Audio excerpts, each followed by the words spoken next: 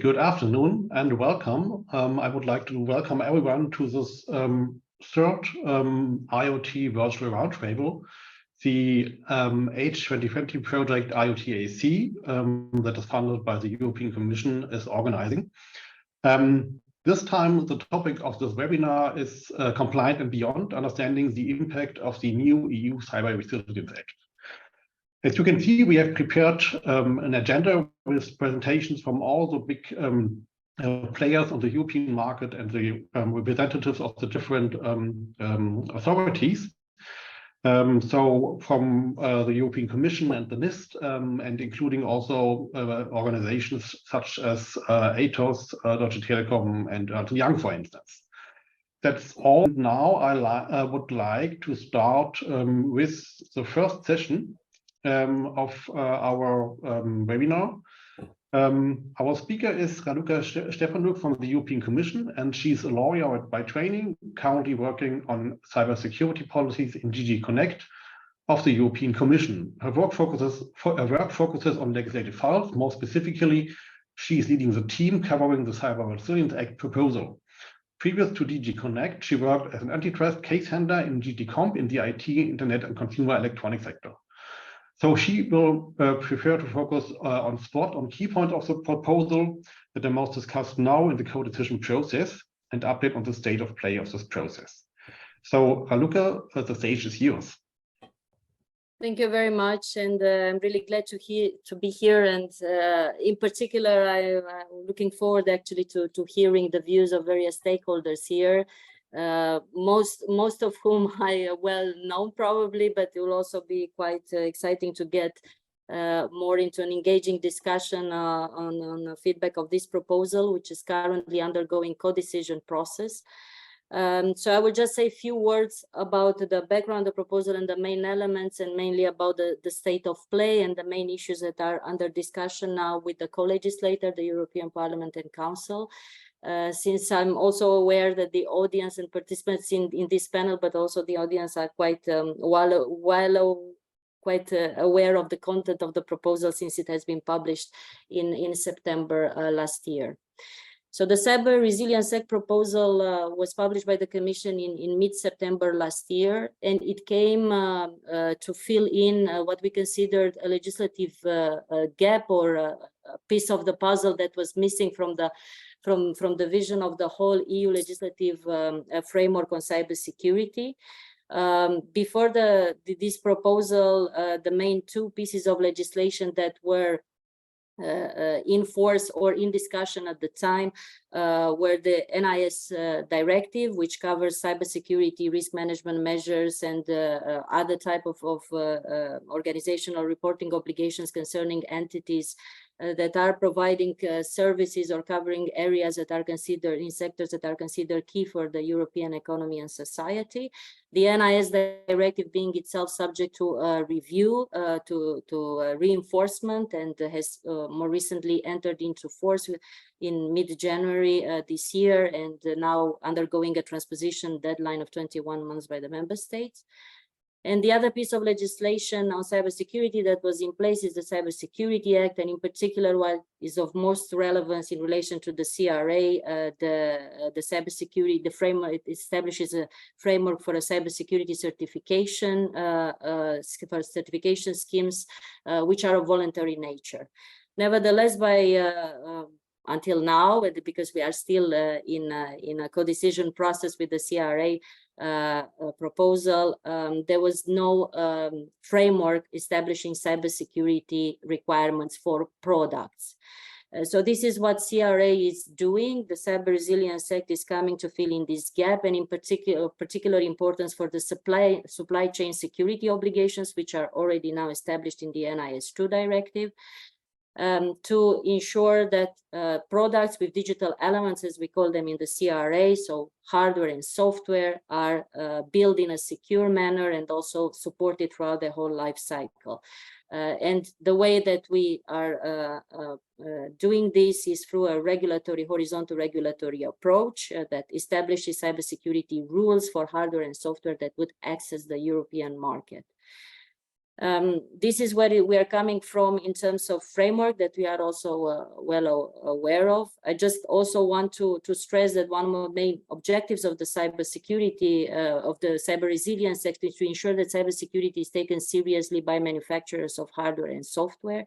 And the most effective way that was found, also following our analysis and based on the impact assessment that we had, but also wide consultation with stakeholders, was to introduce mandatory rules, and these as a condition for hardware and software to access the internal market.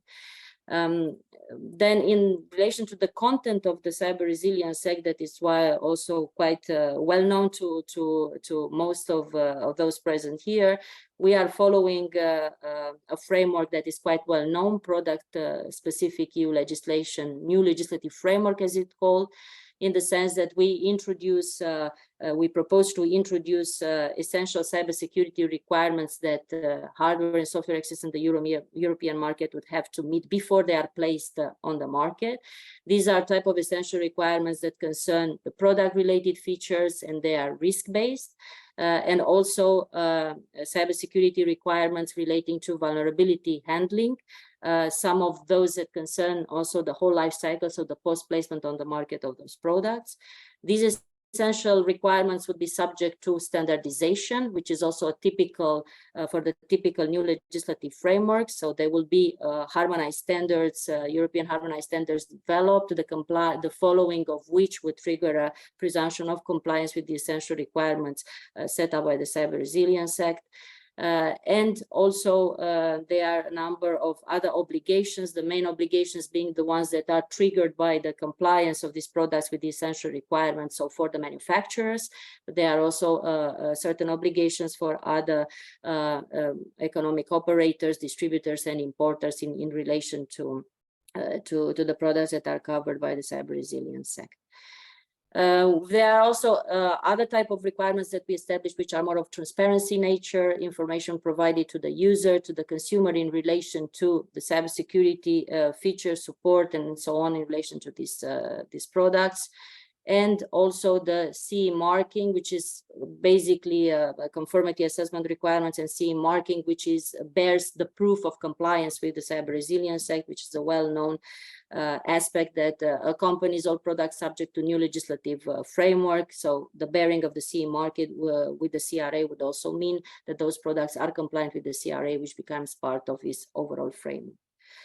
In the proposal, we also include obligations of reporting nature, so reporting of actively exploiting vulnerabilities by the manufacturers, and also incidents affecting the security of products with digital elements. So these are quite specific to cybersecurity and specific then to the Cyber Resilience Act. These provisions have also been part of those provisions that are kind of most discussed, let's say, in the co-decision process as well.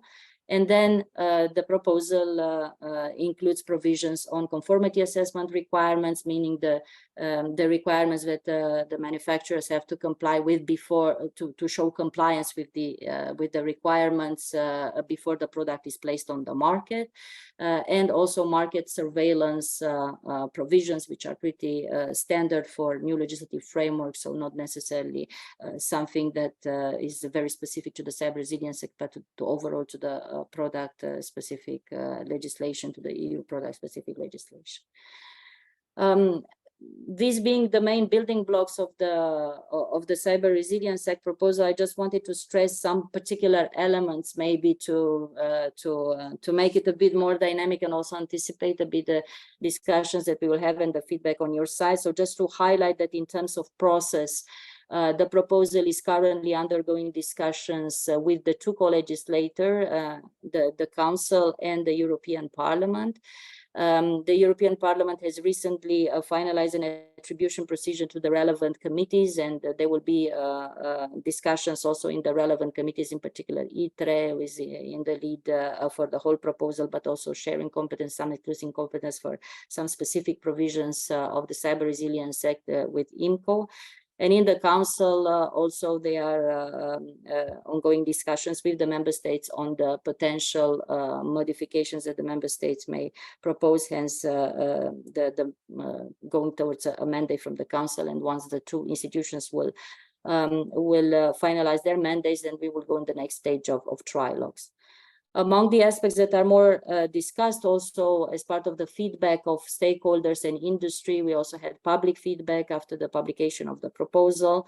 I would mention first aspects relating to the clarity of the coverage of scope, the scope being very wide, also to stress from our side in the proposal that this is precisely the nature of horizontal regulation of this sort, to cover basically, if you want, the DNA of cybersecurity when it comes to products being built with cybersecurity ingrained and also being supported throughout their life cycle. So the scope is indeed wide, covering all hardware and software that would access the market, with some specifics that we may also further discuss also in this panel for clarification. But from the feedback that we also received from stakeholders and discussion in the co-decision, there are also aspects raised on how the scope is clear enough in relation, in particular, to coverage of certain aspects of certain products or certain players. There are quite vivid discussions on the coverage of free open source, and we have also representatives in this panel, and they will probably have a more detailed view on the difficulties that they had, for example, with the clarities of coverage of scope by the scope of open source, having in mind that, like for any other new legislative framework legislation, only products which are supplied in the context of a commercial activity with a commercial intent are covered. Those of non-commercial nature are not covered. Nevertheless, there are discussions relating to this borderline between what is commercial and non-commercial, in particular for the open source community, with some concerns expressed on the side of the community on how this would work with their particular ecosystem. There are also discussions on the clarity on some aspects, just to say that on the Commission side, a lot of attention has been paid in preparation of the proposal to ensure that the new legislative framework, where needed, is adapted to the type of scope and the type of obligations that we are setting out here in relation to cybersecurity. So have in mind, in particular, the coverage of software and what does it mean for the application of the new legislative framework in certain aspects of the sort of defining notions like substantial modifications, or how conformity assessment or certain modules like, for example, quality management would apply to software in particular, or how placement in the market and making available are defined in relation to software. On the Commission side, so we are aware that this is quite a novelty, the regulating part of software, which is also a key added value of the Cyber Resilience Act when it comes to supply chain security, and actually the objective, the cybersecurity objectives that it tries to achieve. At the same time, we have paid particular attention in making sure that these aspects which were built in the new legislative framework are functioning effectively, and they are clear enough of how it would work also when it comes to software, which has its particularities as compared to hardware, tangible products in general. Other aspects that are being discussed concern understanding how the risk-based approach is applicable in particular when it comes to essential requirements relating to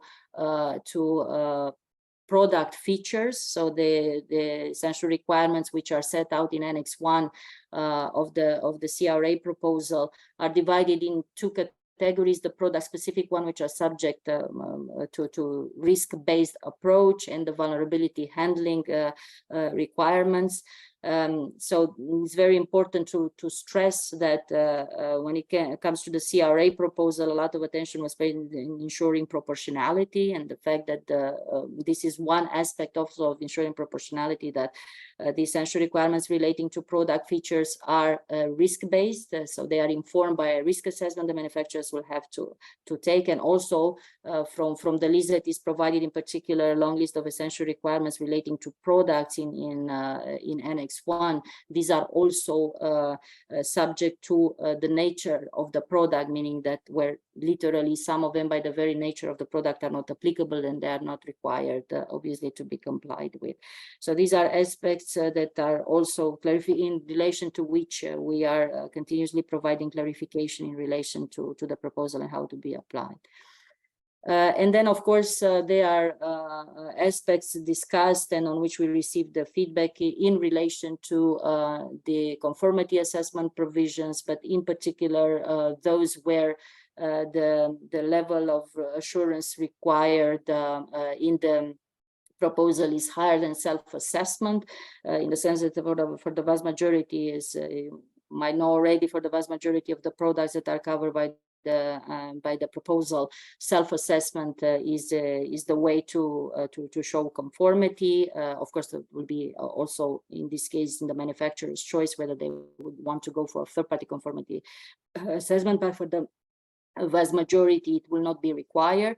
Yet for certain categories of products which were qualified in the initiative as critical due to their cybersecurity functionality or the fact that they perform essential critical functions for the product, or because of the intended use in certain environments that we consider more sensitive, in particular of the sort of the tailor-made use for NIS2 essential entities, for example, or industrial setting. So those indeed in our proposal, we have asked for a higher level of assurance when it comes to conformity assessment. So two subcategories also for proportionality reasons were developed. For some of these products, the manufacturers will either have to follow the harmonized standards or go to an independent third-party conformity assessment before they place the product on the market. And for a second category, consider more critical, they will have to go to an independent third-party conformity assessment before the placement of the market, irrespective whether they follow or not harmonized standards. So this is also expectedly discussed part also in of the proposal in the co-decision process, also in the feedback that we receive for the from the stakeholders since we have published the proposal. And just to get closer to the end of my introductory note, of course, one of the aspects that's also being discussed concerns the transition period that we proposed as a Commission. 2 years would be standard for the development of harmonized standards.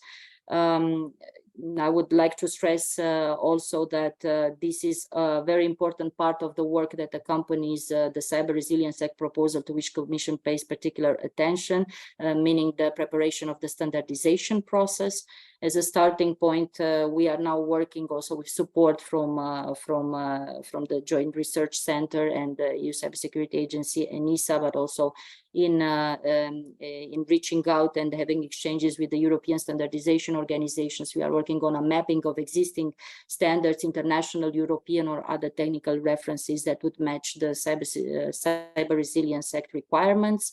Then we are to also finalize a gap analysis to see in what aspects or areas standards will need to be developed anew. And following that, of course, we will follow the usual standardization course of issuing a standardization request to the European Standardizations Organization. But now we are still having the proposal, nevertheless, we are in preparatory process because the proposal is currently being discussed, as I said, with the Council and Parliament in the co-decision process. And with this, I think that I made it to the right, to the end of my the slot that was allocated to me. We promise that we will be disciplined with our intervention in the timing. But I'm really looking forward to also hearing the co-panelists, also the feedback and the points that they would like to raise, and will be happy to provide any further clarifications or respond to your questions and react to the points raised as well. So looking forward to our discussion. Okay, many thanks, Raluca, for this interesting introduction. I think we have at least one question that was already raised that we will discuss in the panel discussion after these at the end of the session. Yeah, maybe you are wondering who's the guy speaking between the presentations. My name is Martin Schneider from Focus. I'm the moderator and participant of the IoTAC project that is organizing this virtual IoT roundtable. If you have questions, please use at the bottom of the sharing window in Zoom the question and answer button. So type the question and we will then raise these questions in the subsequent panel discussion. So the next presentation will be held by Katerina Megas. She leads the NIST Cybersecurity for the Internet of Things program, focused on advancing and accelerating the development and application of research, standards, guidelines, and technologies to improve the security and privacy of the ecosystem of connected devices. As a program manager, she coordinates across NIST on all things related to cybersecurity of the IoT, as well as leads a number of projects, including the NIST response on IoT for different standards and the IoT Cybersecurity Improvement Act. So in her presentation, Katerina shows the path ahead to the IoT cybersecurity in the United States and provides an overview of the IoT cybersecurity guidance developed by NIST. Please, Katerina, the stage is yours.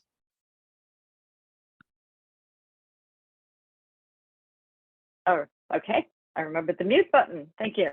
Thank you, Martin, for the introduction. Thank you for inviting me. You know, I think we all recognize, especially in the wake of, I think, Mirai, which is quite a number of years ago, that cybersecurity is truly a global issue, and none of us can work in isolation. We all have to cooperate. Thank you. Next slide. So, because I'm not sure if everybody's familiar with NIST, I'd like to just spend a few seconds just talking about who NIST is. So NIST is the National Institute of Standards and Technology. We are part of the Department of Commerce. As part of the Department of Commerce, our mission is to promote U.S. innovation and industrial competitiveness, focusing on things such as measurement science, technology, standards, with the objective of promoting economic security. And more, I think what we are hearing is that a critical piece of national security is economic security. And it is very difficult to actually uncouple those two because the effects of poor cybersecurity can obviously impact economic security as well. So my program, also, I am responsible for coordinating across all of NIST on all things IoT cybersecurity. I live within what is called the IT laboratory. And under the IT laboratory, our specific mission is to focus on trust and what can we do to enable trust in technology. Before I go to the next slide, I do want to point out that NIST is not a regulatory agency. For the most part, our work is voluntary. We enjoy that kind of position that we have within the U.S. federal government. Often what we find ourselves is we do work with regulators.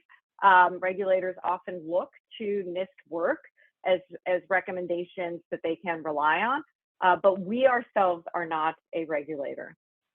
Next slide.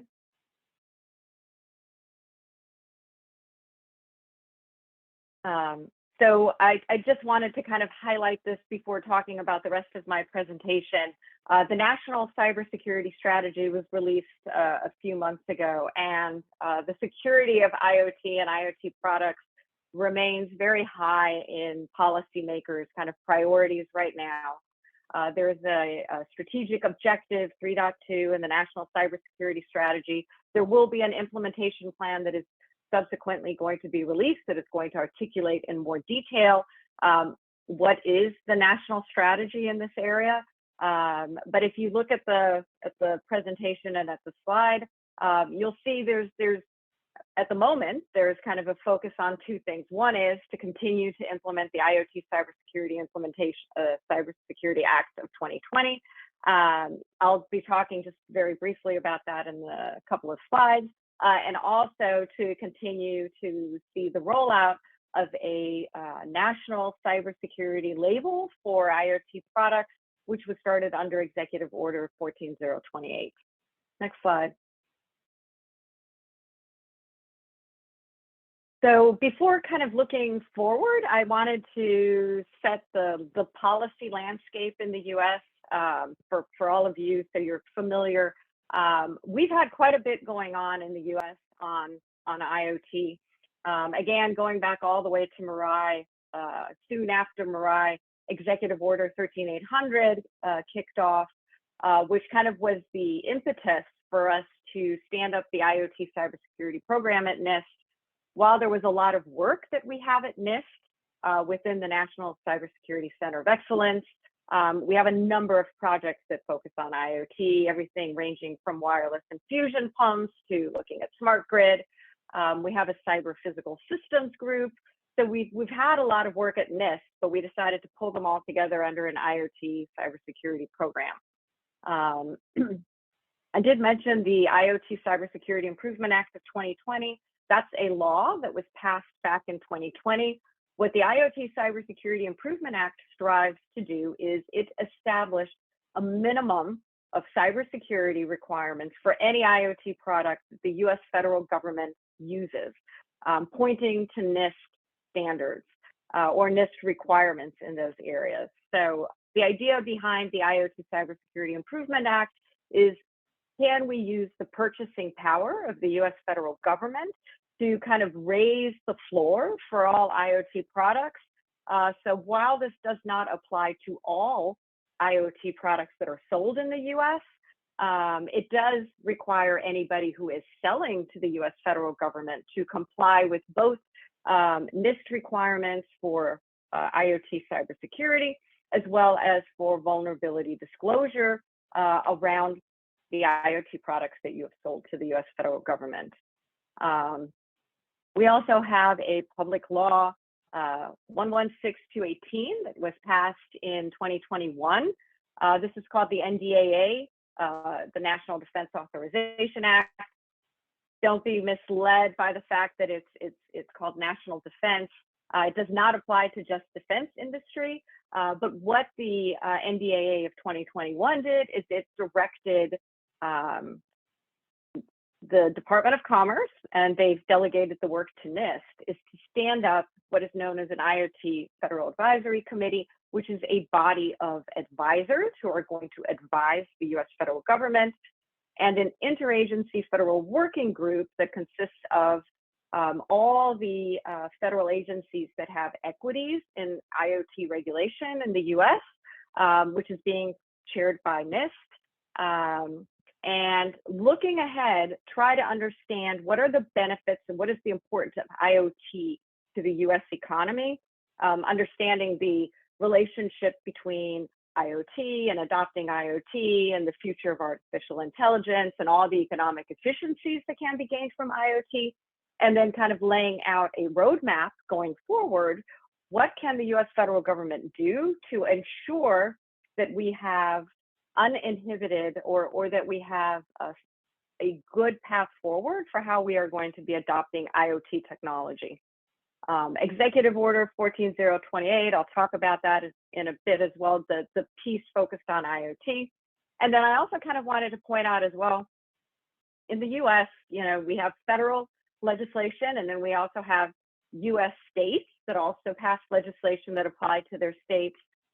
There are a number of states in the US that have already passed laws requiring minimum requirements for IoT devices.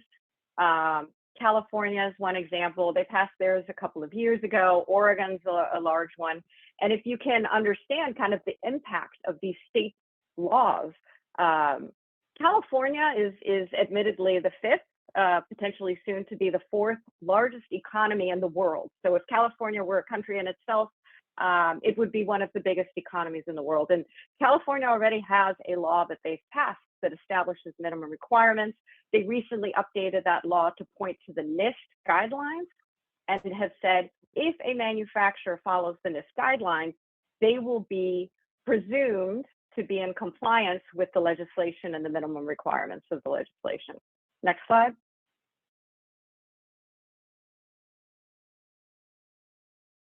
Very quickly, 5 principles drive all of our work.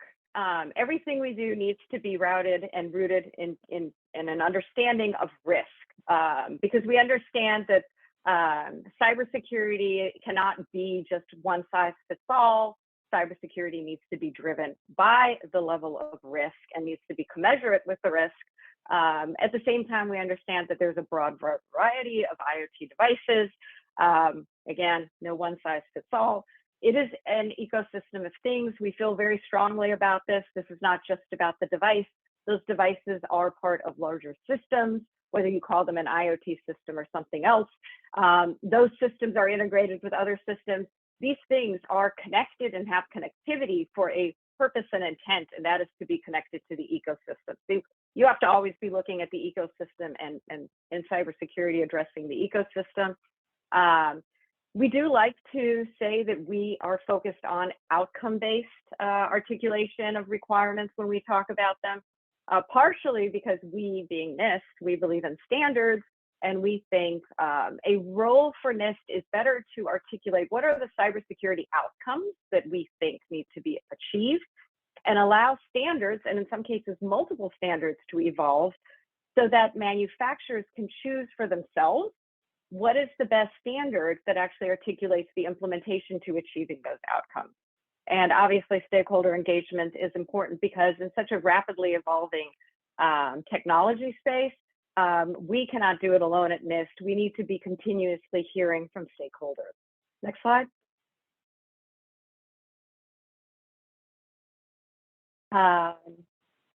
So this is just to kind of quickly just lay out the evolution. These are the major publications that I think is interesting for people to look at. Again, there's a lot of work at NIST, and it shows kind of the progression of where we started initially looking at organizations that adopt and use IoT and evolving over time to focusing on the product and leading to the most recent work focusing on consumer IoT products. Next slide.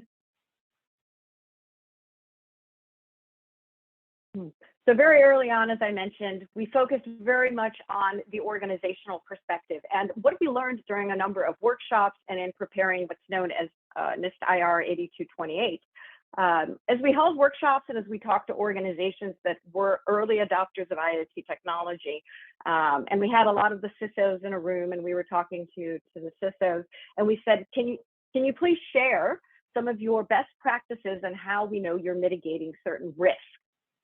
Because we know you're adopting these devices, whether you're a healthcare organization, whether you're using them on your factoring floors, what are you doing to mitigate the risk? And the answer was, in many cases, they had no good way to mitigate those risks because they were dependent on the functionality that was being provided by the IoT device or the IoT product.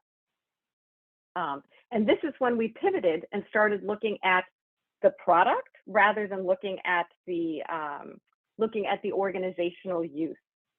Next slide.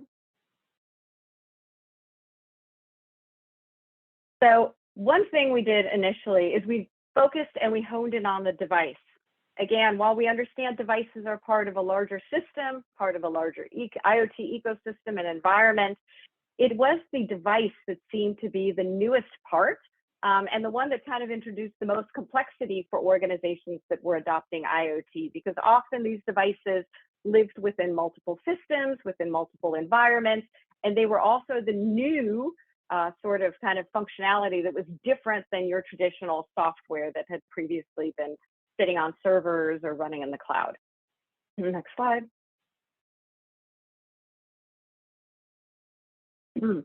So our first publication was called NIST IR 8259.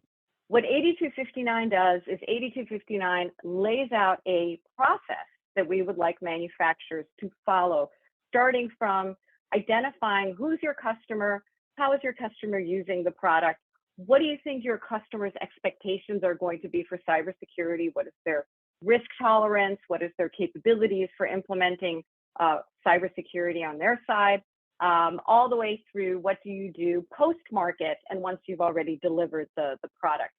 Embedded with that process is what we refer to as the minimum baseline, which consists of both technical capabilities, which are what type of authentication should the device be able to support, what type of identity, how should you be protecting the data on the device. But the counterpart to that also is a number of what we call non-technical requirements, which are requirements around consumer awareness and education. It is around how do you collect information about potential vulnerabilities, let's say. How do you disseminate that information? What sort of documentation do you maintain internally that actually articulates your procedures and your process? such as how do you do supply chain risk management? Next slide.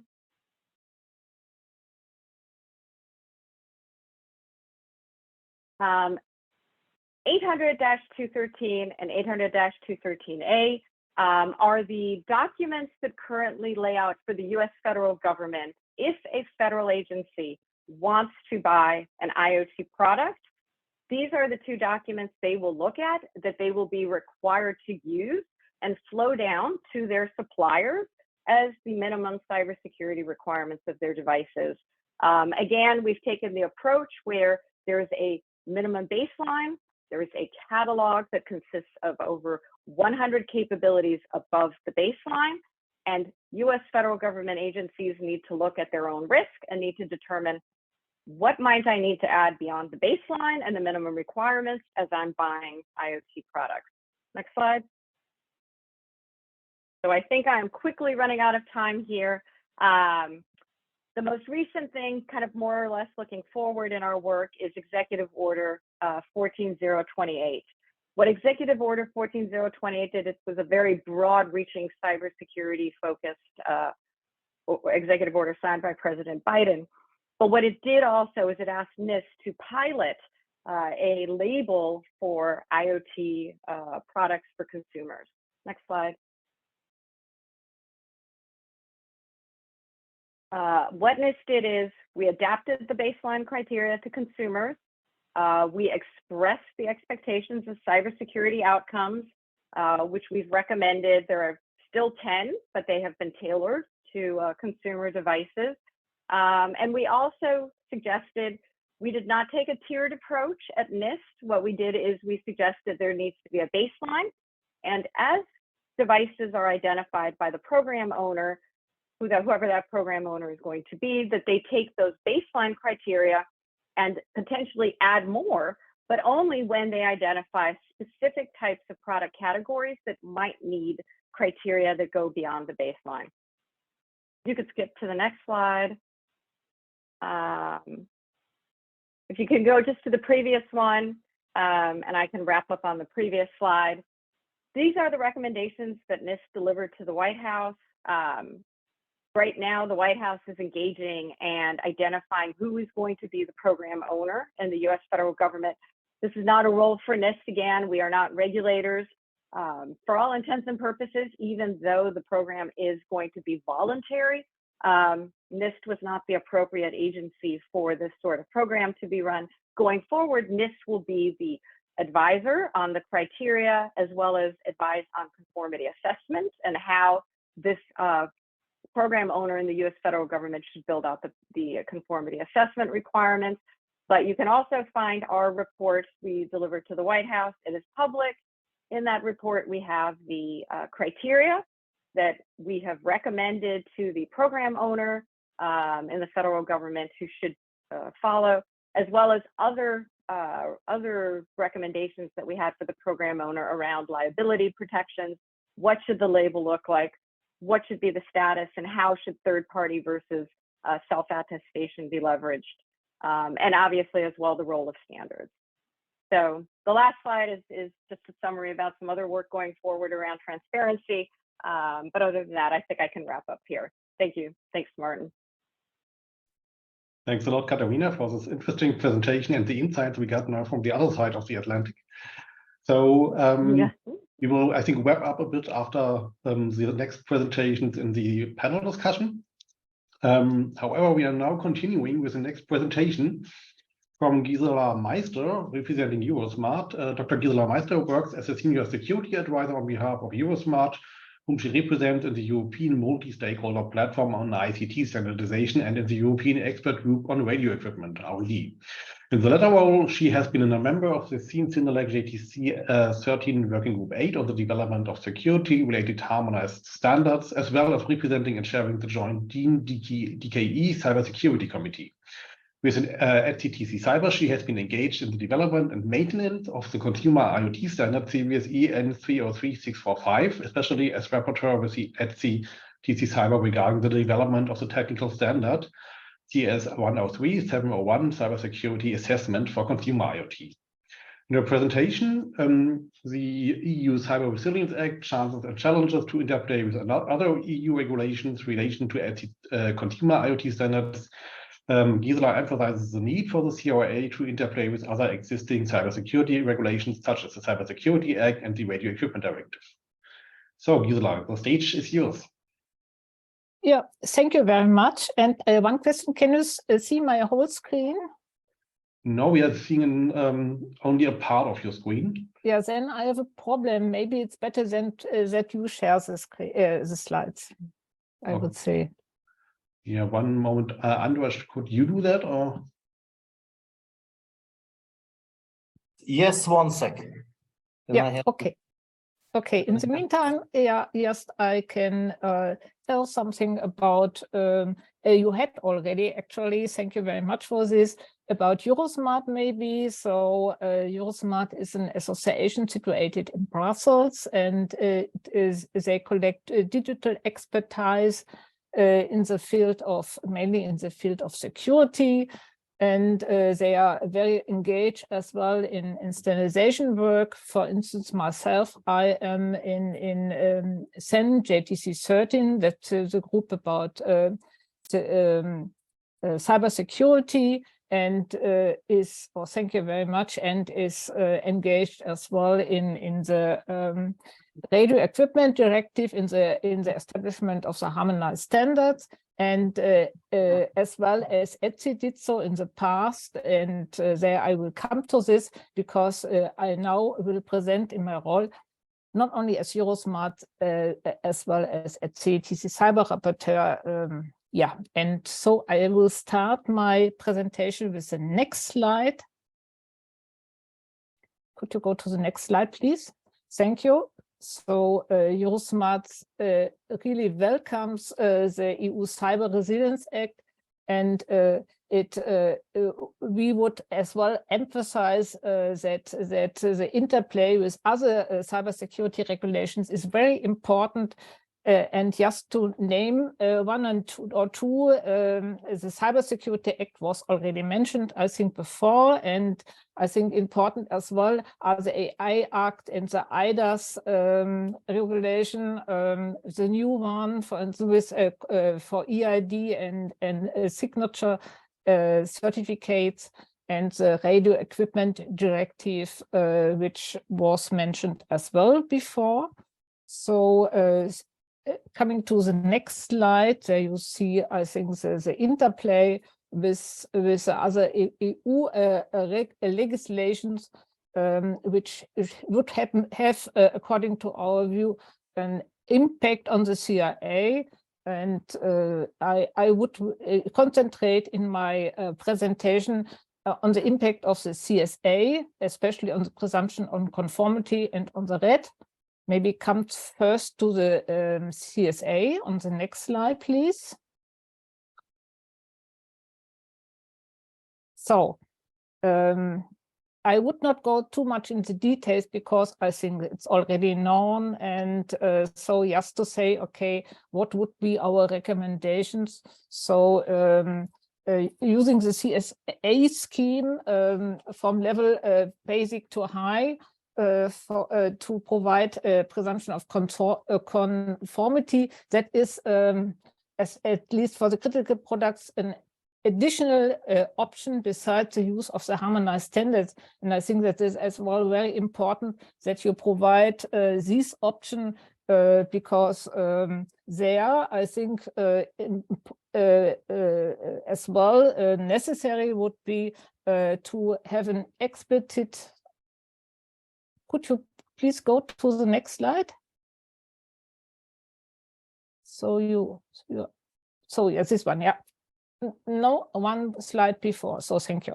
So an explicit mapping to the CSA level of cybersecurity certificates would be very important to see, okay, how this fits, I think, with these categories which was mentioned for the critical products. To have a level of compliance there, and there I think some work could be done, and this would be, according to our view, a gap to fill. So next slide, please. Now to coming to the relation of the CRA to the radio equipment. We have seen, or it's known that the standardization requirements from the RED were incorporated in the essential requirements of the CRA proposal. And this is, I think, very good because it shows that these relations are very much linked, regulations are very much linked together. As well, important would be now to use the work which is already done for the RED delegated act to build a harmonized standard. That is just the work what is done in the standardization groups for now in CEN, in this JTC 13 cybersecurity group, and this should work to develop the harmonized standard, should be used as well then as input for the CRA to develop the harmonized standards for the CRA. The same point would be, I'm not quite finished with this slide, same point would be to say, okay, for point 2, to encourage as well the corresponding risk assessment for the harmonized standards to be developed, which was done for the radio equipment directive, standardized risk assessment, which where the harmonized standards are built on. And this would be very good to have this for the CRA as well. And important actually is to avoid duplication of the work for every involved party. That means that there's a very close linkage between the work what was already done for the radio equipment directive and will be done now in the next year, and to use this as well for the harmonized standard. Okay, for the CRA. Coming to the last point, but not least point, the relation to existing industry standards. There was already mentioned by Raluca that there will be an analysis of ENISA as well by the STOs. These are now started or are already in progress from ETSI, for instance. There's already a study which is not finished, but it's on the good way. And CENELEC collects all these different studies already in a joint group. That's an ad hoc group, CRA already. And I think that is very good not to see, okay, what is already available, not only from the European point of view, but ENISA collected this study as well for ISO IEC and ITU standards activities.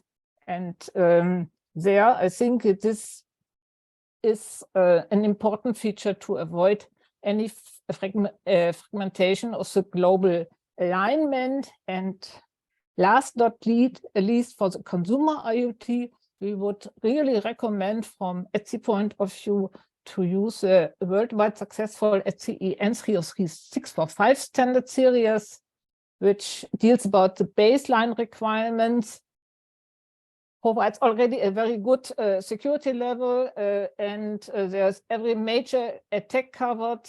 The security is as well, and the best privacy at best practice designed, and there are outcome-focused provisions, and there is an assessment specification where I was a rapporteur, by the way, and it's accessible as well to SMEs. I think that's very important as well. So there is already standards available, of course, for a vertical, but nevertheless, I think one should provide not only a horizontal harmonized standard, but as well has a view on the verticals to help, okay, to build, I think, a standardization family which would apply to such great work actually to build harmonized standard for the CRA.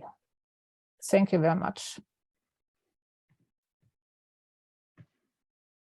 Thanks a lot, Gisela, for this interesting presentation. And I think also provides a few important points that should be considered when implementing this Cyber Resilience Act.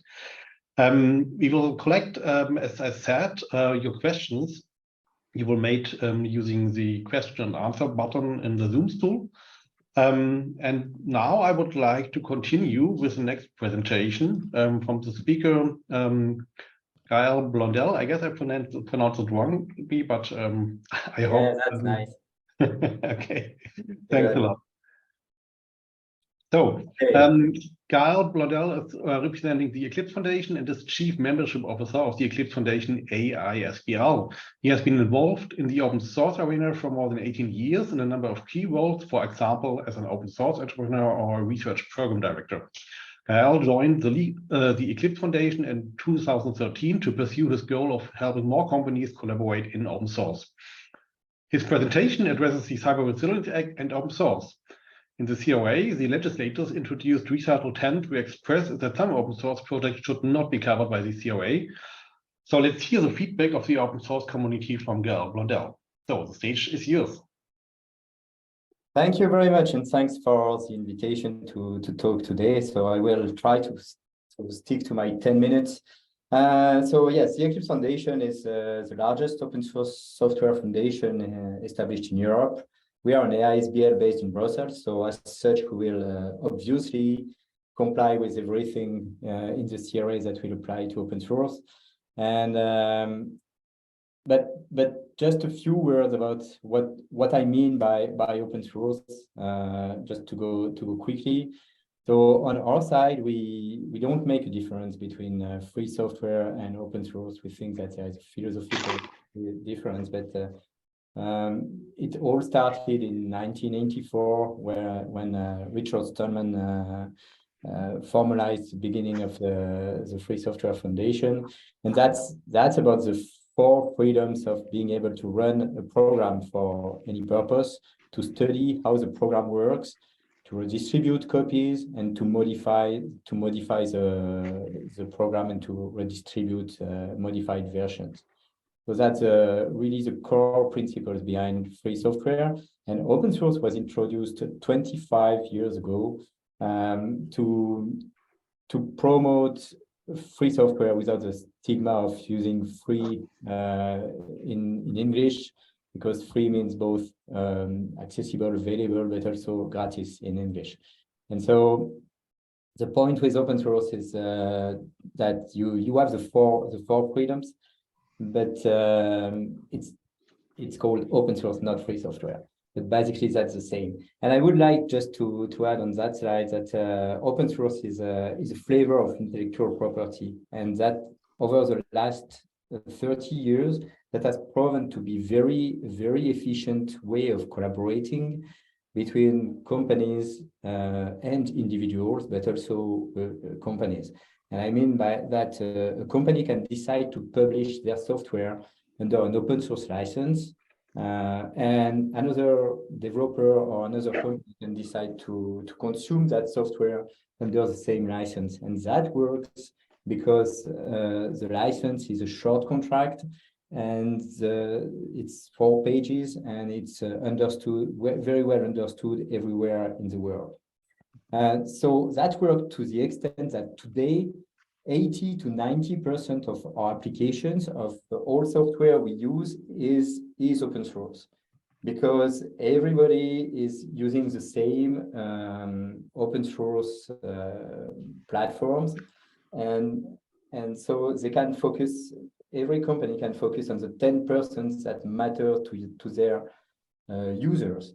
And so that's an important point, because that really means that open source is very important in the software ecosystem worldwide, and also especially in Europe. So of course there is because open source is so prominent, there is an expectation for concrete actions to be taken to improve security in the open source supply chain, and we acknowledge that.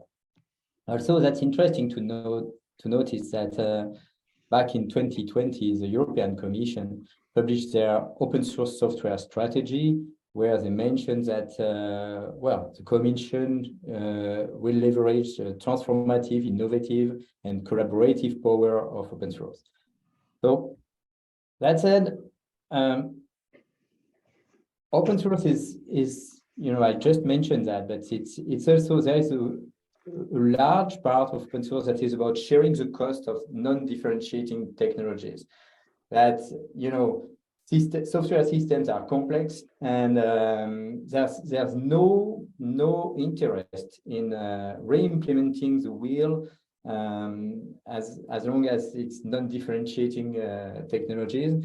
So every company that is using open source will save time and will get more values from their software because they manage to lower their cost.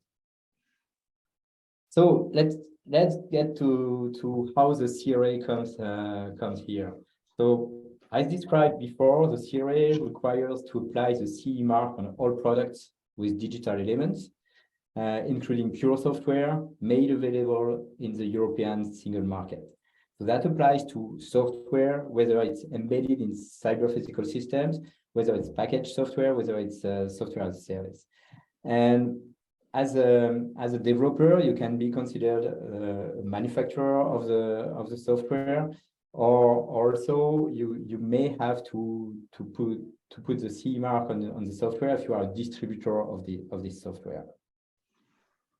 And yes, there is the recital 10, which mentions open source, and we were very happy to see that legislations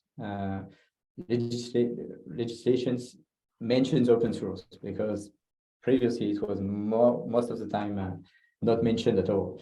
But so in the recital 10 we have, okay, in order to not hamper innovation or research, free and open source software developed or supplied outside the course for commercial activity should not be covered by this regulation.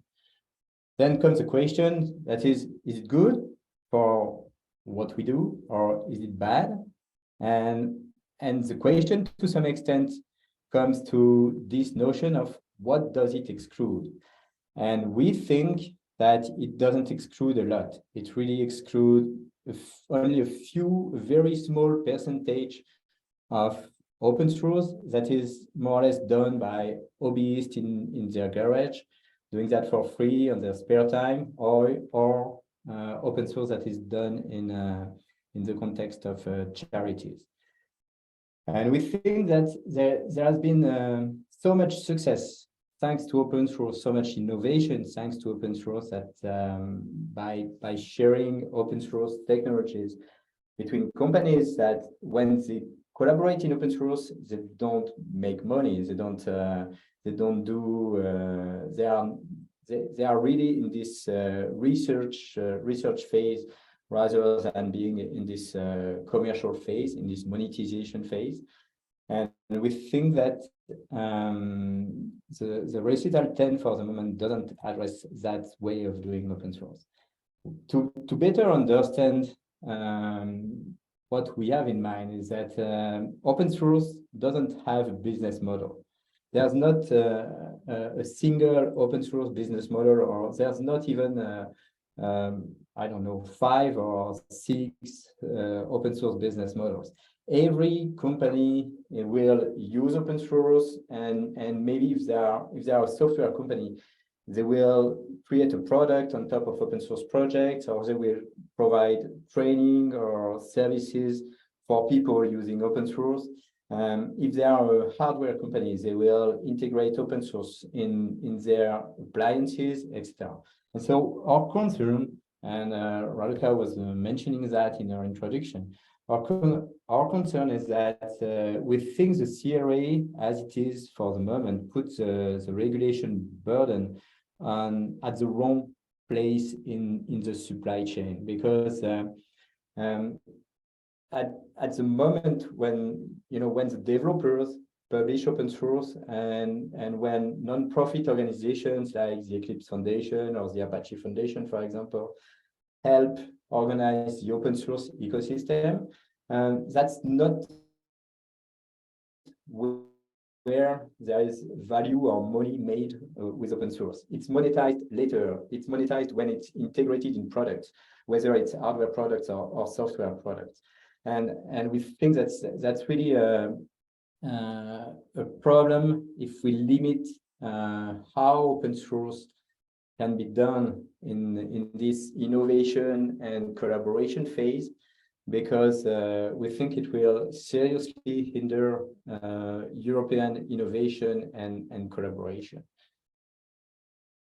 So just to keep it concrete, a few potential consequences. It could be, for example, that projects that are not hosted in Europe, for example, could decide that, well, we don't want to have the responsibility implied by the CRA, so we will put a disclaimer to forbid the use of this software in Europe, or we will control that people downloading our software, or people from Europe cannot download our software by geofencing technologies.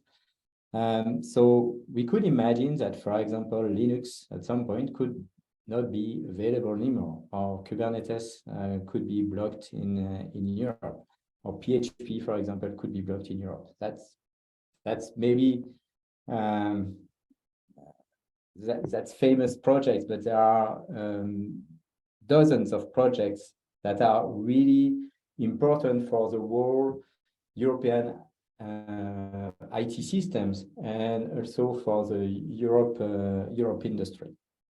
Another aspect, and that's more technical for developers. So today, developers have access to repositories where open source components are made available. So Maven Central for Java, NPM for everything in JavaScript, PyPy for Python, for the Python ecosystem. And the people running those components could also decide that, wow, that's too dangerous to do it in Europe. And finally, European organizations doing open source could also decide that it's too complex now to do open source. My conclusion, and well, we had a nice presentation from Katerina Megas earlier, and that's the same document, the National Cybersecurity Strategy from the White House. And you can see here that they decided to exclude completely open source, saying that the open source developer is not at the right position in the supply chain to be able to take the responsibility of cybersecurity. But so that's a good example for us, the US cybersecurity strategy. What we think is that we have a responsibility, and we are working on addressing cybersecurity topics in the open source ecosystem. And we need to help protect the citizens, etc. But what we want is to really help fix the CRA to be still efficient and to not hinder collaboration, and to not put the burden on the non-profit organizations or the open source ecosystem that is not making money with the products that include open source projects. Thank you. Yeah, thanks a lot, Gaël, for this very interesting presentation that I think covers much that should be also considered when doing a regulation. So I think we will also have a very interesting discussion in the panel session at the end. However, now we would like to continue with our next speaker. That is Cláudio Teixeira from the European Consumer Organization, BEUC. So Cláudio Teixeira, legal officer working on digital and consumer law with BEUC, the European Consumer Organization, formerly a legal attaché with the Portuguese presidency of the Council of the EU 2021, and competition lawyer at with VDA, Vieira de Almeida in Lisbon, Portugal. EU law graduate from College of Europe and URGS and University of Coimbra in Portugal. So BEUC supports a strong legal framework to regulate cybersecurity of connected devices, a long-standing demand of consumer organizations. In his presentation, Protecting European Consumers in the World of Connected Devices, Cláudio will show that substantial improvements are still needed to ensure that the CRA proposal is fit for purpose and can fully deliver a high level of protection to consumers. Cláudio, the stage is yours. Thank you very much, and good afternoon to everyone. And I really appreciate the invitation on behalf of BEUC, the European Consumer Organization, to be here today. It's great to be back for yet another edition, and great to see as well some already familiar faces. But getting down to what brought us here, because also at the time is short, we're just going to focus on what is for us the important consumer perspective when it comes to the Cyber Resilience Act proposal. And the fact that indeed we have to really focus on how consumers must be protected in this world of an explosion of connected devices. So in quick broad strokes, I'm just going to give you a very quick notice on what our overall assessment is. We're going to draw back a bit on the context of the discussion and try to show a bit how this all started, and then go back to the welcomed elements of this proposal, but also the shortcomings that definitely need to be improved in the overall view of this proposal from a consumer perspective. So starting from the beginning, so from an overall assessment for BEUC, I mean, this is a very positive proposal already from the get-go, and definitely a consumer win in the sense that it does answer long-standing calls for action by BEUC members. Over almost a decade, our members have been calling for horizontal rules that could actually tackle this fundamental issue that was indeed the fact that almost half of all connected products, and a number which is growing, wouldn't have any actual horizontal rules applicable to them, no horizontal requirements, cybersecurity requirements that were actually applicable to these. So this was definitely a regulatory gap that needed to be addressed. Most important part on this is the idea and the principle that indeed connected devices from the get-go must be secure by design and by default. And we do recognize that this is enshrined in this proposal. That is right for us a consumer win. Also on the issue of enforcement, we see fundamental progress when it comes to actually empowering market surveillance authorities to finally have a clear focal point on how to go about the enforcement of these common rules once they are in place. However, like of course all proposals, there is still some shortcomings in which we definitely see that there is room for improvement. But before, let me just pull a bit back to how this all started and why, for us as consumers, we still see so many holes to be plugged, so to speak, in this proposal. And one of our fundamental campaigns as consumer advocates has been the one from a Norwegian member, which was Toy Fail campaign. And this campaign essentially showed, which is indeed still something which is a shortcoming of the CRA, how even connected toys, something that could seem to us the most innocent thing of all, could actually be of the harmless peril that it can be. How even children in the most secure of environments in their own home could be put in harm's way. And what they showed us that even such a remote device as this can definitely be put to use in order to endanger not just our privacy, but most importantly, our physical safety. In a world where we're not just talking about toys, we're talking about all kinds of devices that have inbuilt software like cameras, microphones, speakers that allow for engagement with their users. Kayla was indeed a first where we did see a lack of cybersecurity requirements throughout, lack of protection of personal data. All this allied to all kinds of illegal wrongdoings, from hidden and misleading marketing, illegal user terms. And this all culminated indeed with this doll, which was found that it could be easily hacked via Bluetooth connection and basically controlled by malicious agent and used to talk to a child and eventually take them down doing something that probably wouldn't like them to do. We ended up with this doll even being considered a legal spying device in Germany under an old Cold War era. Well, for a consumer perspective, it's not really the better end game to have your dolls at your home being considered illegal spying devices and being ordered yourself to destroy it or face the fines. No, from a consumer standpoint, you should get compensation from a product which has been wrongfully manufactured, puts you at risk, and get some compensation out of it. The same thing happened as well. We see other issues like the Watch Out campaign, which was the same issue as well. Watches that have been designed for children that could be easily hacked, this location could be spoofed, and the same devices that were designed to keep children safe, could actually be very well exploited to put them in harm's way. And we see that in this test was found that it was not that difficult, and indeed around half of these devices could indeed be secretly controlled from afar. Same as well with our Belgian member, which did a little bit more stretch here and went to all your home devices and actually decided to charge ethical hackers of, let's do a tryout to see how many of these devices could be actually easily hacked.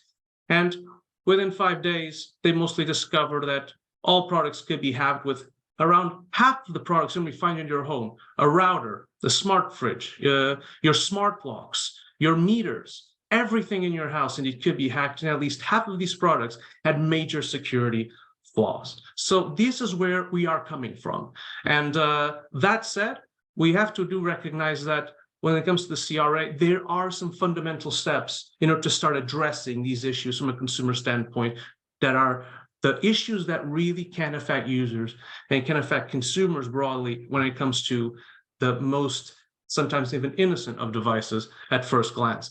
We do have horizontal cybersecurity rules which are applicable to products with digital elements. We do have an obligation for continuous conformity, as we say, that we shouldn't just have these requirements from the get-go before they're placed on the market, but manufacturers should also remain engaged to keep them safe after they are on the market for some time span. And we do have a mandatory third-party assessment for those critical products that should be considered of higher risk, as well as market surveillance, as I explained before. All these are key points in any successful regulation to tackle this issue. However, indeed, there are some shortcomings to be improved. And to be short, I'll just mention 6 of our priorities. Indeed, the idea that all connected devices must be secured by design and by default. Things like encryption and software should be mandatory without a shred of a doubt, and that these requirements should indeed cover, at the very least, mandatory encryption, not just be an example, but indeed a mandatory part of those requirements. The idea that vulnerability should indeed be addressed for the product's expected entire lifespan. And that is a very key point for us, and not as the proposal now says, where there's the limit to 5 years, the famous whichever is shorter. We believe that the most proportional way of going about this is to make sure that these products remain safe for the respected product lifetime. If a product is expected to last 2 years, it's the exact time it should be addressed, those vulnerabilities, and should be provided with updates. If it lasts for 10 or 20, as a lot of the devices that are covered by this regulation will be, especially when we're talking about home devices, industrial devices, then the product lifespan is longer. So should be the requirement to have the provision of these software updates.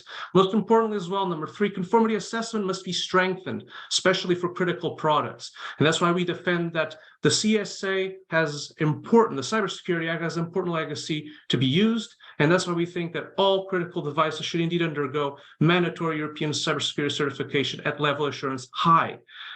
Also, consumer devices. This is one of the big lacks of the proposal so far, that we need to recognize that such devices they have as well a sensitive nature.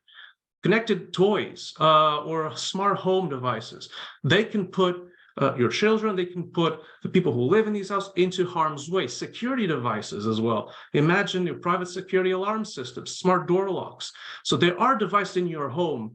There are your virtual assistants, for instance. These are products that can engage with users and put you indeed in harm's way, but it can still be easily hacked. They should also be recognized as critical products and be put in that list. Most importantly, also the issue of enforcement and market surveillance that we still believe it could be strengthened, especially also a bigger role for NIST and for more cooperation be mandated between authorities, but also greater involvement of civil society. And last but not least, more effective redress and compensation mechanisms for consumers. We believe that this is also a huge problem with the proposal as it stands, in that issues like the right of compensation, adding the Cyber Resilience Act to the annex of the Representative Actions Directive to allow consumers to have proper power to actually go to court and to actually have not just the power to have broader access to litigation, but also the access to injunctions to stop not just harm that has been committed and get compensation, but also to stop the harm that is being done as it speaks. So we need to have more provisions on that. And the current legislation that's already been passed, such as the DSA or DMA, do kind of show the way here and should definitely have some inspiration taken from it. So in the end, in conclusion, it's a very, very important proposal of very positive aspects, but also with very key, and I would even dare to say, quite easy improvements to be made to make sure that it's perfectly fit for purpose to defend the rights of consumers. Thank you very much. Thank you very much, Cláudio, for this, also different viewpoint on the CRA and what your also requirements are.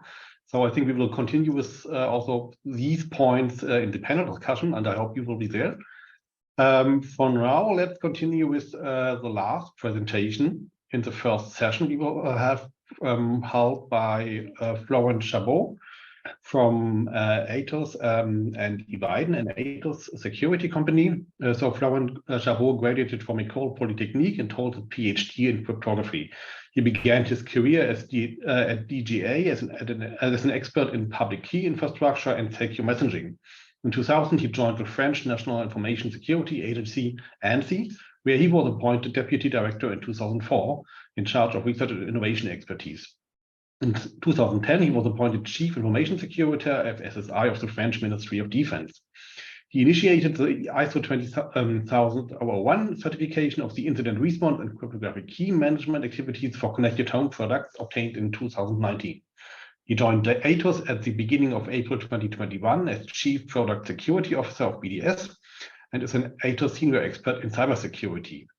In his presentation, Stay Tuned, IoT Vendors, Florent will address some of the concerns that the CRA can raise and what a vendor firm should prepare from a practical point of view to address the new requirements brought by the CRA. So, Florent, the stage is yours.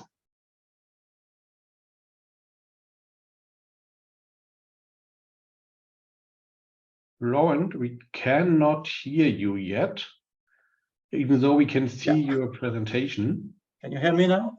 Yeah, we can hear you now. Great. Thank you, Martin, for the introduction. And sorry, I was the guy to forget about the mute button. So you need to have one in a webinar. So thank you for inviting me to this session, and I will try to present you some practical aspects of the Cyber Resilience Act. Maybe first a quick introduction on Eviden. Which is something new to the Atos company. It's a new brand that has been introduced at the beginning of the month, and it's part of a carve-out project of the Atos group that will separate the industrial part in Eviden from the more consultancy part of Atos. So directionally, the important point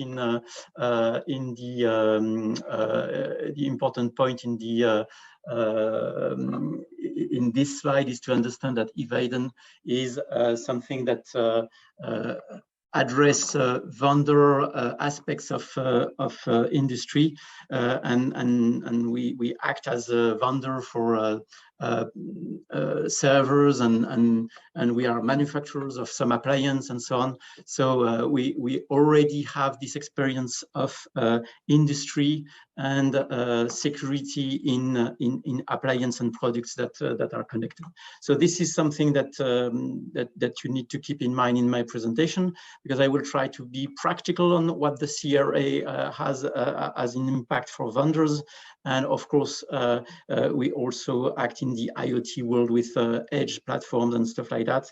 So it's why I think it's important to understand from a practical point of view what you need to address when you want to be compliant with the CRA. So as a first disclaimer, this is outrageously simplifying the CRA, but I wanted to have in one slide maybe the key points that any vendor of ITO product on the EU market should have in mind. So the scope of the CRA is quite large. If you want to sell something that is connected on the EU market, well, you are in scope. Let's keep it that simple. And the penalties are pretty huge, so you need to take this in account when you build your business model. The compliance is also essential requirement in the CRA. It's mandatory to be compliant if you want to put a product on the EU market. And then you have three pillars in the CRA. One is really trying to prevent the marketing of products with any proven or potential vulnerabilities. That's the spirit of the CRA. So you need to have products secure by design and by default, and you cannot market a product when there is any exploitable vulnerability in the product. That's one of the first pillar of the CRA. Then the second pillar is that you have to manage the vulnerabilities.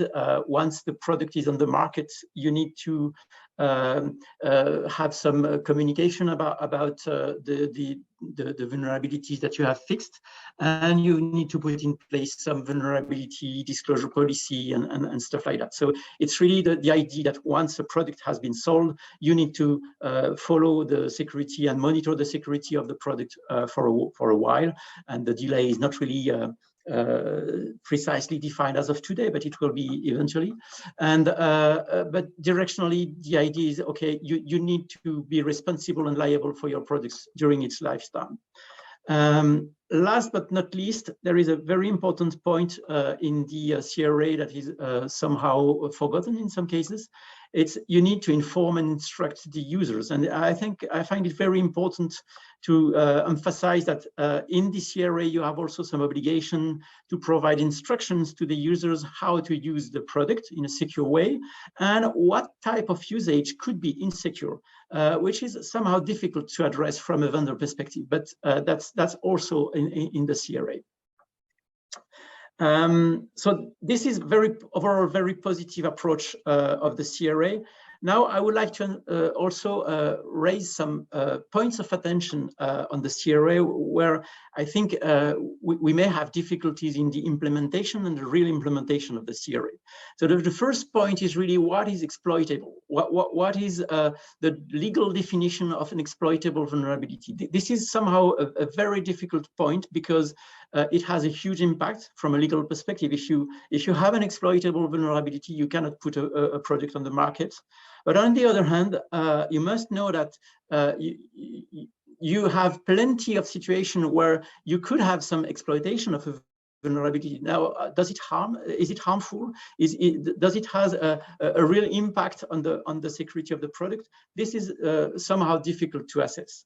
And what is important also to note is that you have an obligation to notify in less than 24 hours an exploitable vulnerability, but this obligation is on the vendors. It's not on the hacker. So when you have anyone that discovers a vulnerability, maybe it's exploitable or not, but he or she has no obligation to report it to anyone, at least in the CRA. And I find this a little bit unbalanced because you have a full liability on the vendor to report vulnerabilities that he is aware of, but someone that has found one that has no obligation. And this is something I believe we should balance better in the CRA. Another point of interest from my perspective is that you have the definition, you have an introduction of authority that monitor the market surveillance authorities. It's not clear yet whether it's the ENISA or the national market surveillance authorities that will be these authorities. But as it is currently written, we could adopt what is the real power of these authorities in the sense that they have no room for interpretation. They have to get the product into compliance if they have any suspicions that the product is not compliant, or withdraw it. It's written as it is. There is no room for interpretation. And as I spent a couple of years in authorities and national authorities like that, who will take the risk to keep a product that may be vulnerable if there is any doubt. I fear that the authority will just withdraw it rapidly because it's more easy to address the risk that way. And last but not least, and it's more a personal note that I promote for a while now. When you read the CRA, you have a couple of indicators where you see that the CRA redactors seem to value more the bug than the patch. You have some obligation to provide security patch at no delay and free of charge. At least it's written like this in Annex 1. On the other hand, you have also the promotion of bug bounties and stuff like that. And I just want to raise this point. Why incentivizing the bug finding and not the security patching? And this is really something important to understand from a vendor perspective, because when you have some good developers, they may earn a lot more money in finding vulnerabilities than patching them. And when you are a hacker and you have no obligation to report anything in any reasonable time, you can take your time to exploit a vulnerability and find the best way to attack a product. And on the other hand, the vendor has 24 hours to deliver a patch. It's, of course, it's not that way, but let's have this in mind, this image in mind. And of course, a vendor will not make a very intelligent and clever patch in that situation. So I think we should really think again about this policy that try to add some value to the bugs and the vulnerabilities and deny any value to a security product. Because I think if we don't think about it, we will not achieve the goal that we all share, which is to have more secure products on the market. So now, what to do from an IoT vendor perspective? Because Duralex said Lex. I think we have three main messages to have for the IoT vendors. First, it's really related to your supply chain. You need to identify your components. You need to prepare what is called software bill of material, which is identify your sources, your support, your vendor, and so on. And add security controls in all your DevOps chain. This is really mandatory to address security and whatever the regulation, it's something you need to put in place. You have also to put in your contract some security clause. You need to propagate the obligations to your vendors. And the point is that you shouldn't rely on the CRA for that. You can leverage the CRA for try to enforce contractual obligations to your vendors, but don't think that because there is a CRA, every product that you will embed in your products will be secure. You need really to put in your contracts this type of clauses, and it will help you for the vulnerability management and the liability in case of any issue. Regarding vulnerability management, you need to have your policy. You need to define it and implement it in a consistent way. You need just to define what a vulnerability management policy means. You have some good standards that define what is deferred, scheduled, and out of cycle patching. But directionally, you need to have a methodology that say, okay, well, with this new vulnerability, I have nothing to do with it, so I can defer any action. On the other hand, this one is really important, and I need to have a patch out of cycle without waiting for the normal scheduled patch and things like that. And you need to have this on your own because as a vendor, you are the one that know the best your products. So this risk analysis that is key to the vulnerability management policy, you really need to have it in your DNA and in your developers' chains. I will just jump to the last slide of my presentation. One of my big advice to IoT vendors is don't reinvent the wheel. There are plenty of resources that already exist regarding security, and the CRA is a regulation that on this aspect doesn't reinvent the wheel either.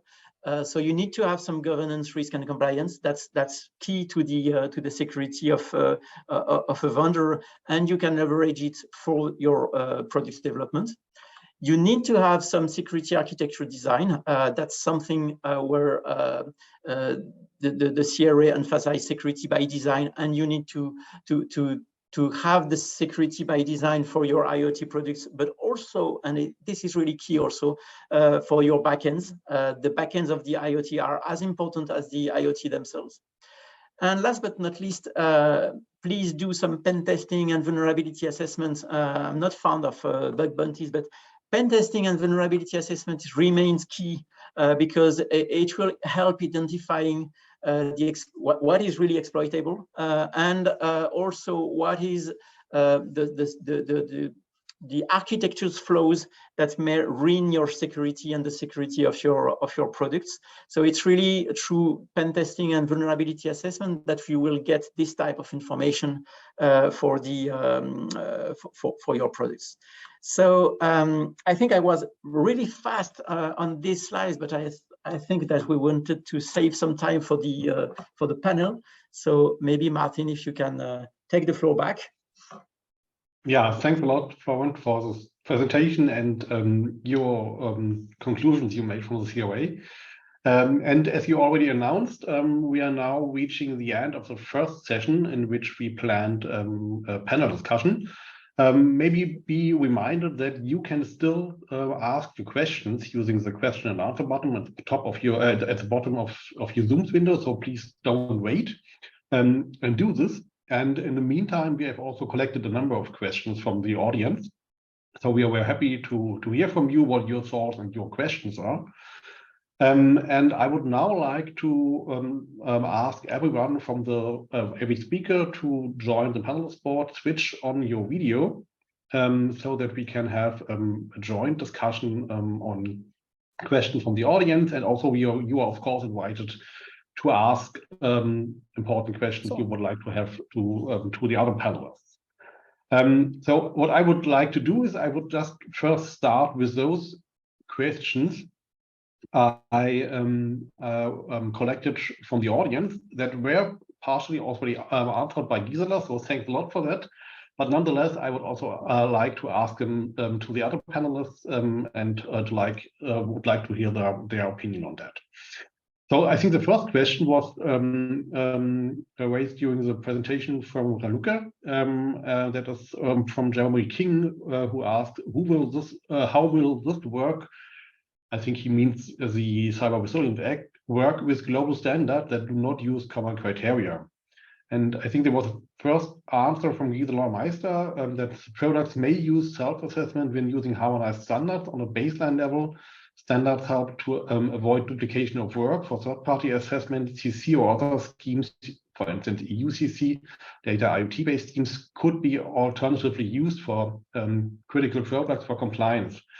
Raluca, so how do you see, with respect to the Cyber Resilience Act, the role of already existing international standards? Yes, thank you for the question. I mentioned also a little bit at the end of my presentation. So the Cyber Resilience Act will be accompanied by harmonized standards. And the way this process goes is that it first maps the existing international standards that are relevant for the CRA requirements in particular. Now, of course, the CRA proposal is still in negotiations with the co-legislator, so one cannot say now what is exactly the final shape of all the requirements in it, but in principle, and that's what we are trying to anticipate, we know overall what is the coverage of these requirements, and it is also a part of the commitments on the EU side to start with looking at the international standards that are already out there and would respond to this requirements. And then, of course, this is complemented by a gap analysis, because there will be areas where no international standards or European, or by the way, in the mapping, we are also looking at not only at formal standards as such, but also of any sort of technical references, technical guidance that other agencies have that might be of relevance. But then these will have to go through the standardization process, which is kicked off with the request from the Commission to the European standardization organizations, that they will develop themselves the standards in response to these. And eventually, the Commission would check the match, and these are published in the official journal. The standards as such are not mandatory, in the sense that, it will be the choice of manufacturers to follow them or not, but they facilitate greatly, actually, the implementation, because they are the technical means through which one can prove and therefore trigger a presumption of conformity that is compliant with the requirements. And maybe also anticipating a bit also some other questions here of the nature of the requirements as such, and whether they should be more product specific or more use specific. The essential requirements set up in the CRA are principle-based, technology agnostic, and objective oriented. They are more, if you want, objectives that one would achieve. They do not prescribe the technical means which can be specific to a product, a category, or an intended use environment. They do not prescribe the way one would reach them out, and this is also what the standards are helping with. So indeed, just to make the long story short, it's not only the common criteria, and by the way, we will have a cybersecurity certification scheme with the Cybersecurity Act, the EU common criteria coming out, which is a voluntary certification scheme. But in general, that is a starting point. We will we're first looking at the international standards, existing international standards. Mm-hmm. Okay, thanks a lot for your answer. Are there any comments from the other panelists?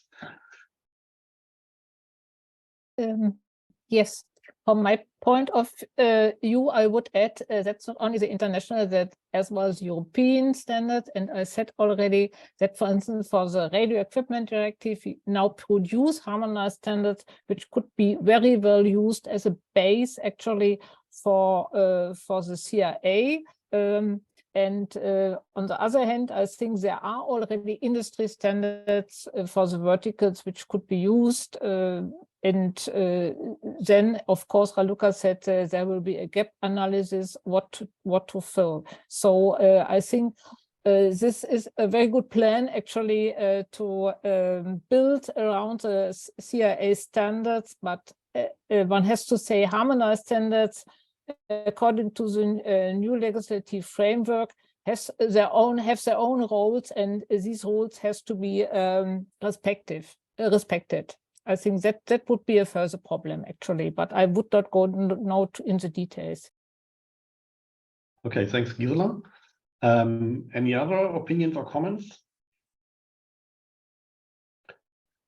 Okay, so if not, then let's continue with the next question. There was an anonymous question from telling or asking who bears the responsibility throughout an IoT product's lifecycle whenever new vulnerabilities arise, throughout the supply chain, whether the developer have or do not have access to the code to mitigate.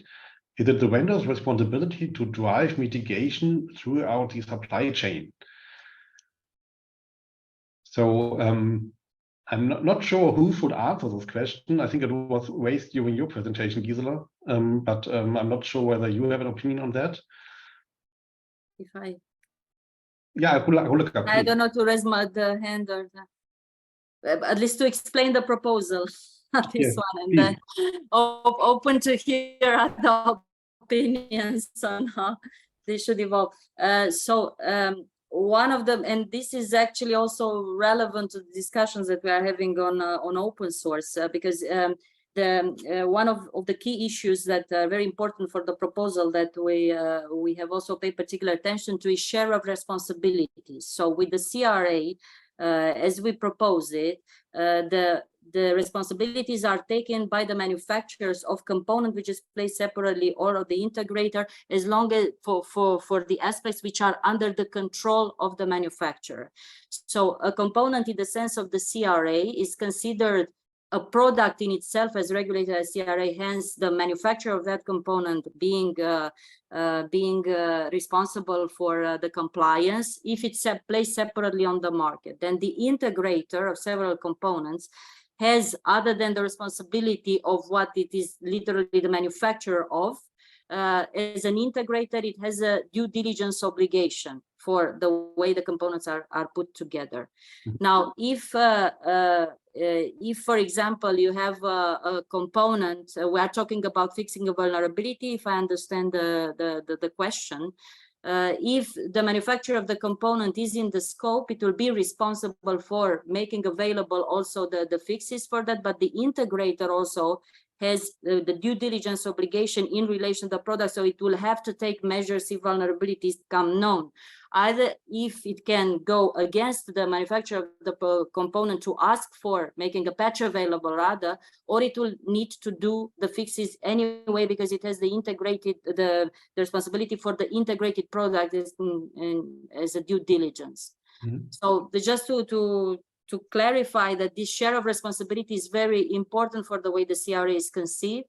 And on the supply chain, each, let's say, player, whether it acts as manufacturer as a whole or only integrator with the due diligence obligations other than the manufacturer obligations of the component, it's the responsibility fall within the economic operator depending on what they are responsible for and what is under their control. Okay, thanks a lot for this answer and for the interesting points that needs to be considered. I think the question also seems natural to be also of interest for Katerina. So regarding the question, who bears responsibilities throughout an IoT product lifecycle? Katerina, could you maybe answer this question from the perspective of the NIST?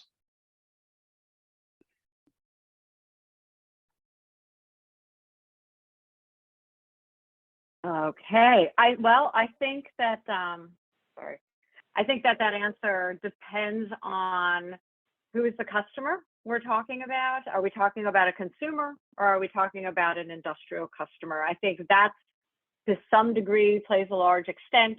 I think whether it's a managed device or an unmanaged device, unfortunately, my answer usually is it's complicated. I never give a very simple response to these questions.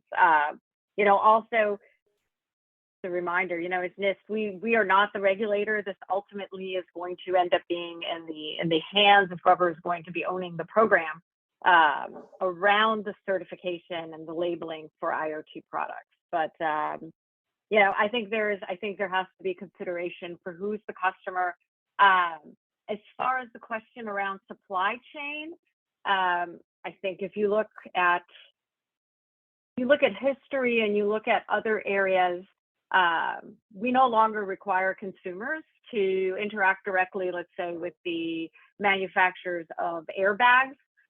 When you purchase a car, you expect the final integrator to be responsible for managing all the supply chain complications, right? And you are not expecting the end customer to actually implement and deal with all the intricacies of their supply chain.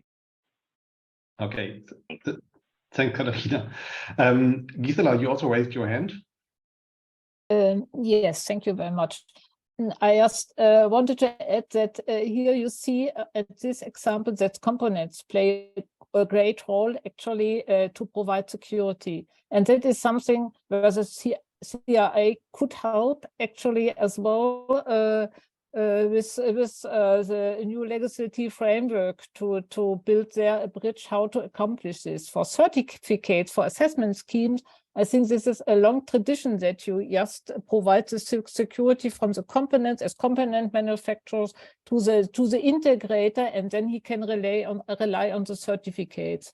This could be very well done for the assessment scheme if you use one, but for self-assessment you have to provide another way how to handle this and to provide it by the harmonized standard, and there is work to be done, I think. Yeah, thank you. Okay, thanks Gisela. So I think we have also a couple of questions for Gaël, who is not able, unfortunately, to attend this panel discussion. So I will continue maybe with questions that are direct to the presentations from the present panelists. For instance, I have also a question from for Cláudio from WikiRisk. So she's asking, is it common to have the same compliance requirements for business-to-business devices as for consumer products? There's a tremendous difference between software designed for end users and open source components used by businesses building products and services.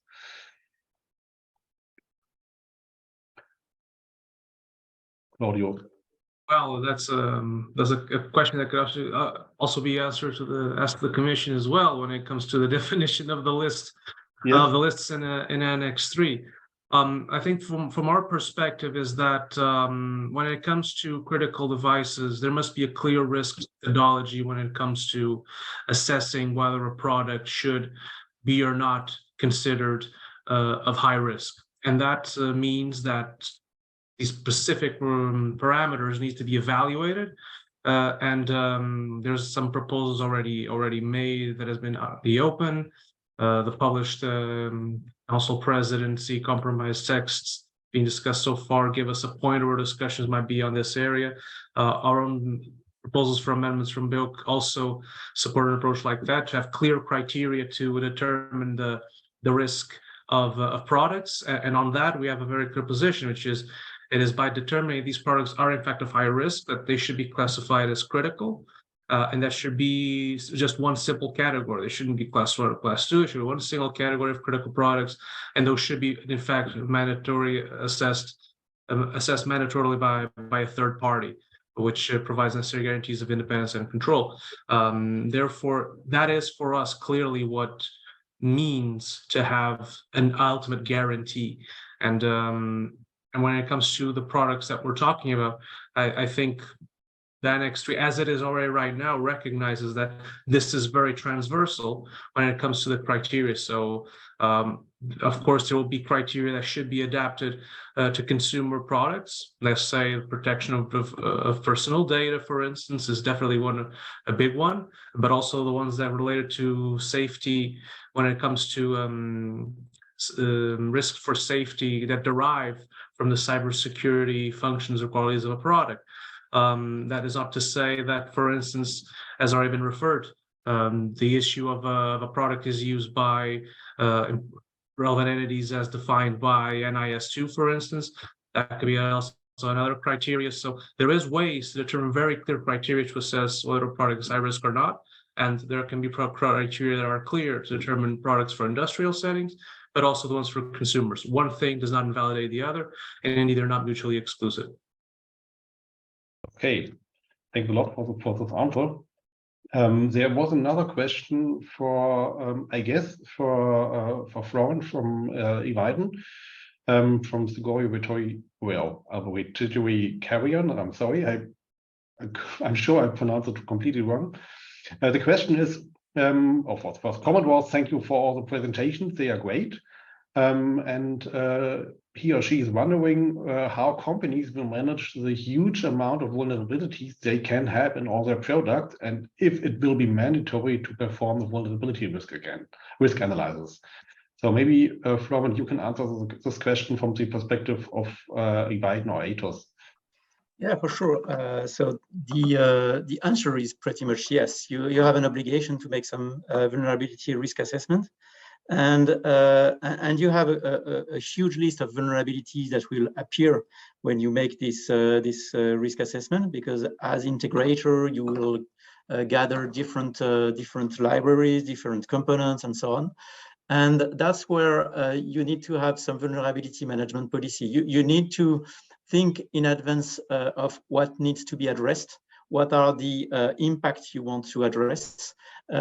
Because otherwise you will get overwhelmed by the list of by the number of vulnerabilities that will be detected or reported by tools and things like that.